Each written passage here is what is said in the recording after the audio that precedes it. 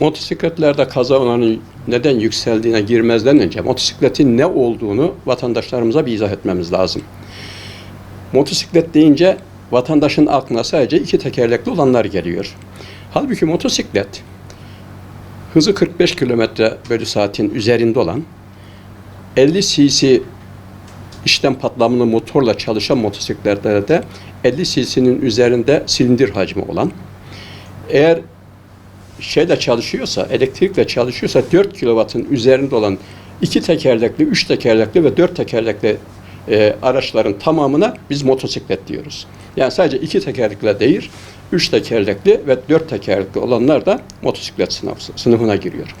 Bunun altındakiler, yani 45 kilometre hızın altındakiler, 50 cc'nin altındakiler ve 4 kW'ın altındakiler de motorlu bisiklet veya moped olarak geçiyor. Motorlu bisiklet veya moped olanlar için ayrıca ehliyet almaya gerek yok. Herhangi bir ehliyet olan, mesela B sınıfı olan ehliyet olan bir kişi ayrı bir ehliyet almadan bu araçları kullanabiliyor, mopedleri. Ama mopedin üzerinde, yani 50 cc'nin üzerinde 45 kilometreden daha fazla hız yapabilenlere mutlaka ehliyet almaları gerekiyor. Bunun dışında bir de elektrikli bisiklet var.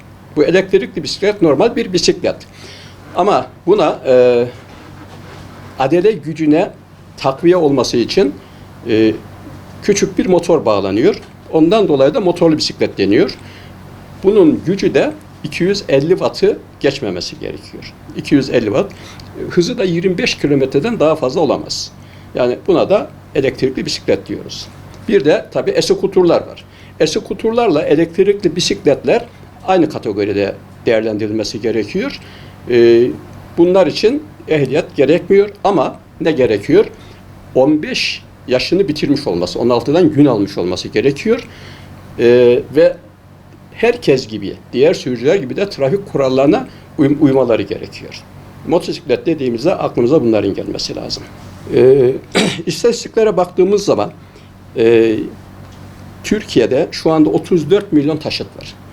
Bu 34 milyon taşıtın 17 milyonu otomobil, 7 milyonu motosiklet. Yani motosikletlerde son yıllarda çok büyük bir artış var. Hala da bu artmaya devam ediyor. Neden artıyor bu motosiklet satışları ve kullanımı neden artıyor? Çünkü birçok sorun var. Yani şehir merkezlerinde, hatta her tarafta bir park sorunu yaşıyor insanlar. Park sorununu çözmek için motosikletler son derece tercih ediliyor. O nedenle de motosikletler çoğalıyor. İkincisi, otomobiller çok pahalı. Artık insanlar otomobili alamıyor, herkes alamıyor. Ama motosikletler 80 bin lira, 100 bin lira civarında verdikleri zaman bir motosiklete sahip olabiliyorlar. Dolayısıyla alımı çok kolay. Artı yakıtı çok az. Bütün bunlar bir araya geldiğinde vatandaş motosiklete yönelmiş durumda. Artı bir de ticari olarak da kullanılıyor şu anda motosiklet. Özellikle kuryeler motosikleti kullandıkları için onlar da ayrıca motosiklet sayısını çoğaltmaktadırlar. Ölümlü yaralanmalı istatistiklere baktığımız zaman otomobiller ölümlü yaralanmalı kazaya karışan araç sayısına baktığımız zaman otomobil 219 bin. Yani 219 bin 2025 yılında 219 bin otomobil ölümlü yaralanmalı kazaya karışmış. Bunun yanında 151 binde motosiklet karışmış. Yani motosikletle otomobili mukayese ettiğimiz zaman bu 150 bin bir rakamı çok fazla. Peki bunun sebebi ne? Neden bunlar daha çok kazaya karışıyorlar? Ona bakmak lazım. Şimdi ölen sürücü sayısına baktığımız zaman gene bu kazalarda ölen sürücü otomobilden 1.3 daha fazla. 1.3 katı. Çok fazla. Yaralanan da 2.2 katı. Demek ki motosikletler kaza sonrasında ölüm ve yaralanma bakımından diğer araçlardan çok daha riskli. Bunun sebebi ne? Bunun sebebi motosikletlerin korunaksız olması. Diğer araçlarda biliyorsunuz bir kaporta var. İlk kazada ilk karşılaştığı şey kaporta. Ama motosiklet öyle değil. Motosikletlerde birebir kişiye darbe geliyor. Ondan dolayı da yaralanma ve ölümler bunlarda çok daha fazla. Pandemi sonrasında kurye sistemi çok fazla gelişti. Ama bir motosiklet alan bunun eğitimini almadan trafiğe çıktı. Yani eğitimi tabii ki var, ehliyeti tabii ki var. Ama motosiklet kullanma becerisiyle güvenli sürme becerisini birbirinden ayırmak lazım. Bu arkadaşlarımız motosikleti kullanıyorlar. Hatta cambazlık bile yapabiliyorlar üzerinde. Ama güvenli sürüş becerileri maalesef yok. Güvenli sürüşten kastımız ne? Trafik kurallarına uygun olarak kullanmak. Diğer sürücülere ve yayalara saygılı davranmak. Hız sınırlarını aşmamak. Şimdi biliyorsunuz, görüyoruz trafikte, her gün görüyoruz. Araçların arasından gidiyor mesela. Bu onun hakkı değil. Motosikletli araçların arasından gidemez. Ya da araçla kaldırım arasından gidiyor. Buradan da gitmesi yasak. Aynen otomobil gibi trafik kurallarına mutlaka uyması lazım. Ama özellikle ticari olarak kullananlar, yani kuryeler, aceleleri olduğu için yemeği sıcak bir şekilde müşteriye ulaştırabilmek için her türlü kuralı ihlal ediyorlar. Ve bunu kendilerinde hak olarak görüyorlar. Ben başka türlü para kazanamıyorum, para kazanmamın yolu bu diyorlar. Hatta bununla ilgili bunların dernek başkanları var. Dernek başkanları bir sunumda aynen şunu söyledi. Eğer ki bu kurallar değiştirilmezse, biz aynı kurallara tabi olacaksak biz ölmeye devam edeceğiz.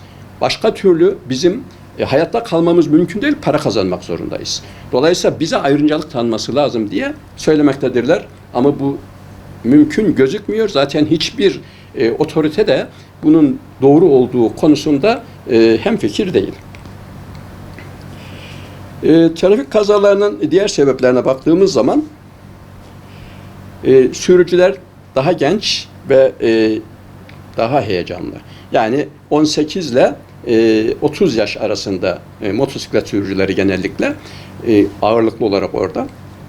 Gerçekten onlardaki heyecan faktörü onların kaza yapmalarına sebep veriyor. Trafik kurallarının kendileri için geçerli olmadığı bilinci var. Halbuki onlara da aynen trafik kuralları. Bir otomobilde neyse motosiklette de o şekilde davranmaları lazım. Aynı şeritte 2 tanesi yan yana gidebilir ama 3 tanesi yan yana gidemez. Araçların arasında gidemez. Araçlarla kaldırım arasında gidemez. Kırmızı ışıkta bakıp yol müsait diye geçemez. Bunlar biz trafikte görüyoruz. Bunlar son derece tehlikeli. Trafik kurallarını bilmediklerini de zannediyoruz. Çünkü kendilerini hak olarak görmeleri için bunu bilmemeleri lazım. Bilmediklerini düşünüyoruz. Büyük araçların, kamyon, otobüs ve tır gibi araçların sağından veya sondan, yakınından motosikletlerin gitmemesi lazım. Özellikle manevra sırasında bu araçlar kör noktada kalıyorlar. Yani göremiyorlar motosikletliyi göremiyorlar. Özellikle kaldırımla tır arasında eğer seyrediyorsa, tır da sağa dönüş yapacaksa veya sağa yanaşacaksa aynadan baktığı zaman o motosikletliyi göremiyor ve eziyor. Bu nedenle oralara bunların girmemesi lazım. Bu bir eğitim işidir. Herkes deneyerek eğer bunu öğrenmeye kalkarsa canından oluyor. Kazalar artıyor. Bir de diğer sürücüler, yani otomobil, kamyonet sürücüleri, kamyon sürücüleri motosikletlileri yok farz ediyorlar. Yani küçük araç. Onlar kaçsın, onlar kenara çekilsin. Yol benim düşüncesi var. Yani hem motosikletlerde hem diğer yol kullanıcılarında, diğer sürücülerde motosikletlilere karşı bir antipati var, öyle diyeyim. Bunun da düzeltilmesi lazım. Onların da hakkı, yani motosikletlerin de karayolu kullanmak hakları var. Onları ben gidiyorum, o sağa çekilsin, ben daha hızlı gideceğim gibi bir şeyleri, lüksleri yok. Önümdeki motosikletli eğer 60 kilometre hızla gidiyorsa, ben 80 ile gidiyorsam onun çekilme mecburiyeti yok. O yoluna devam edecek. Ancak ben sol şerit müsait olduğu zaman onu sollayabilirim. Diğer aracı sollar gibi onu sollayabilirim. Ama üzerine sürerseniz bu onları kaza yapmasına sebebiyet verebilir. Motosiklet kazalarındaki ölümlerin yüksek olmasının sebepleri neler? Ona baktığımız zaman koruyucu ekipman kullanmamaları. Motosiklet kullananlar kask, gözlük ve eldiven kullanma mecburiyeti var. Kanunen bunlar var.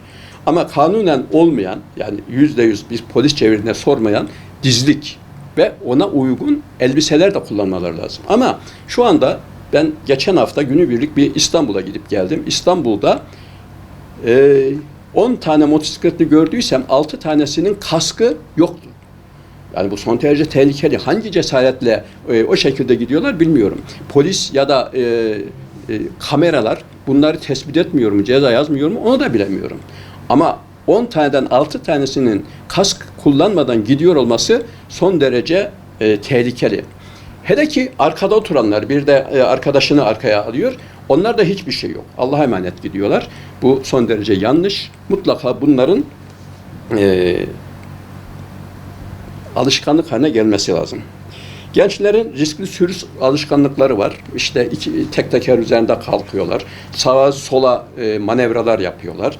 Ve bunu marifetmiş gibi kameraya çekip bir de sosyal medyada yayınlıyorlar. Arkadaşlar arasında bir beceriymiş gibi gösteriyorlar. Sonra da polise enseleniyorlar. Tabii o da ayrı bir konu. Koruyucu ekipmanları kullanmamalarının sebebi nedir diye bakabiliriz. Bunun sebeplerinden bir tanesi koruyucu ekipmanların çok pahalı olması. Kask, yani Avrupa standartlarında bir kask motosiklet fiyatını geçiyor. Yani o pahalı motosikletler 300 bin liraya, 500 bin liraya kasklar var. Şimdi esas koruyucu kasklar bunlar zaten. Ama bunu alma imkanı olmadığı için piyasada yasak sağmaca dediğimiz kaskları alıp takıyorlar. Onlar da yeterince korumuyorlar. Kafa travmaları çok fazla oluyor. Zaten motosikletlerin en büyük derdi çarptığı zaman kol kırılması, bacak kırılması falan değil, başını bir yerlere vurarak kafa travması geçirmeleri. Bunun için kaskların mutlaka takmaları gerekiyor. Bunun için de devletin bence bu kaskları alma konusunda motosiklet sürücülerine kredi açması lazım. Bunların yurt dışından ithalinde vergileri sıfırlaması lazım. Nasıl şu anda cezalar çok fazla yüksek, madem ki bu kadar fazla ceza kesiyor devlet, bunun bir kısmını bu ekipmanlara kolaylık sağlamak üzere ayrılması, ayrıca bir de eğitime bu paraları yönlendirmesi lazım. Kesilen cezaların asla genel bütçeye dahil edilmemesi lazım. Madem ki trafikten gelen bir gelir var orada, bunun trafiğe harcanması lazım. Bizim görüşümüz, Karayolu Trafik ve Yol Güvenliği Derneği olarak bizim görüşümüz bu yönde. Mutlaka bunun sağlanması lazım. Eğitim konusu, sürücü kurslarında maalesef hem otomobilde hem de motosikletlerde sürüş becerisi geliştiriliyor. Ama güvenli sürüşle ilgili gerekli çalışmaları maalesef yapılmıyor. Yani kişi motosikleti kullanabiliyor, 8 çizebiliyor, U dönüşünü rahat yapıyor, geliyor, gidiyor. Sınavlarda da bunu geçiyor. Ama güvenli sürüş farklı bir olay. Güvenli sürüş yolu diğer sürücülerle beraber kullanabilme becerisi. Trafik kurallarına uyarak kullanabilme becerisi. Bunun sürücü kursları tarafından daha dikkatli verilmesi lazım. Şu anda sürücü kurslarında yeni bir yönetmelik hazırlanıyor. Büyük ihtimal Eylül, Ekim gibi devreye alınması planlanıyor. Burada artık sabit güzergahlar değil de rastgele şehir içerisinde sınavlar yapılacak. Dolayısıyla komisyon sağa dön dediği zaman nasıl davranıyor? İleriden U dönüşü yapacağımız dediği zaman kişi nasıl davranıyor? Bunları gözlemleyebilecek ve bunu yapabilenlere ehliyet verilecek. Bu son derece önemli. İnşallah başarılır. Bizim yıllardır zaten savunduğumuz konu da buydu. Evet, sürücü kurslarında yeterli eğitim verilmiş olsa bile bu tabii 3-5 haftalık bir eğitim. 3-5 haftalık eğitimde kişilerin davranış değişikliğini beklemek çok zor. davranış değişikliği olabilmesi için kişilerde trafik kültürünün oluşması gerekiyor. Trafik kültürü bir aileden başlar, sonra anaokulu, ilkokul, ortaokul ve lisede devam etmesi lazım. O nedenle de ilkokul, ortaokul ve liselere kesintisiz trafik eğitimi dersi konulması gerekir. Orada bunların işlenmesi gerekir. Bunun dışında televizyonlarda, kitle haberleşme araçlarının tamamında, sosyal medyada bu konuyla ilgili kısa videolar gösterilmesi lazım. Devletin bunu kendisine bir görev edinmesi lazım. Aslında şu anda televizyonlarda spot bilgiler, spot trafik bilgilerinin verilmesi kanunen var. Ama televizyonlar ne yapıyorlar? Bunu hiç izlenmeyen saatlere, reytingi alınmayan saatlere koyuyorlar. Kimsenin haber olmuyor. Halbuki bunun haber saatlerinde ve dizi aralarında verilmesinde büyük fayda var.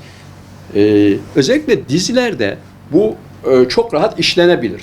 Mesela buna bir örnek vermek gerekirse, herkesin izlemiş olduğu bir dizi vardı. Kurtlar Vadisi. Kurtlar Vadisi'nde işte başroldeki kişi ve arkadaşları her sahnede ya sigara yakıyorlar içeride ya telefonla konuşuyorlar. Yani hareket halindeyken telefonla konuşuyorlar. Bu toplum üzerinde negatif bir etki yaratıyor. Demek ki normal. Normalleştiriyor insanlar bunu oralarda gördüğü zaman. Halbuki başka bir sahnede ben şunu görmüştüm. Kapalı alanda sigara içen gençlere birileri uyarıda bulunuyor. Onlar ukalaca davranıyorlar. Tabii onlar mafya diğerleri ve onları dışarı atıyorlar şeyden. Bu da olumlu bir yani sağlık açısından ve hava kirliliği açısından olumlu bir gösterge. Bu şekilde orada olduğu gibi trafik kuralları da sevilen dizilerin aralarında bu şekilde konularak vatandaşa anlatılması lazım. Denetim konusu polisin denetiminin yeterli olduğunu düşünüyoruz. Daha fazlası zaten insanlar bezdirir ve sıkar. Bu kadar yeterli. Zaten cezalar da arttığı için insanlar çok daha dikkat ediyorlar.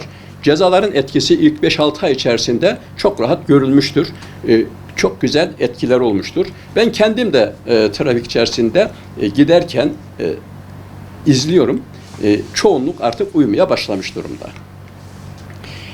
Denetimlerin polis marifetiyle değil de elektronik sistemlerle, MOBESA kameralarıyla daha sıkı takip edilmesinde, daha çok kamera yerleştirilmesinde fayda var. Ayrıca Fahri Trafik Müfettişliği müessesesinin devlet tarafından desteklenmesi ve geliştirilmesi gerekir. Fahri Trafik Müfettişliği toplum tarafından tam olarak henüz anlaşılmış değil. Zannediliyor ki Fahri Trafik Müfettişleri rastgele ceza kesiyorlar ve amaçları da devlete gelir sağlamak. Hayır, öyle bir görevi yok Fahri Trafik Müfettişlerinin. Fahri Trafik Müfettişleri her an, her yerde kişinin izlenebilir olduğu algısını yaratmak, o duyguyu yaratmak. Ben gidiyorum, evet polis yok, evet trafik işaret lambası yok, mobese yok falan ama yanımdaki kişi Fahri Trafik Müfettişi olabilir ve beni görüp bana ceza yazabilir. O nedenle ben kurallara uymam gerekir duygusunu yaratmak.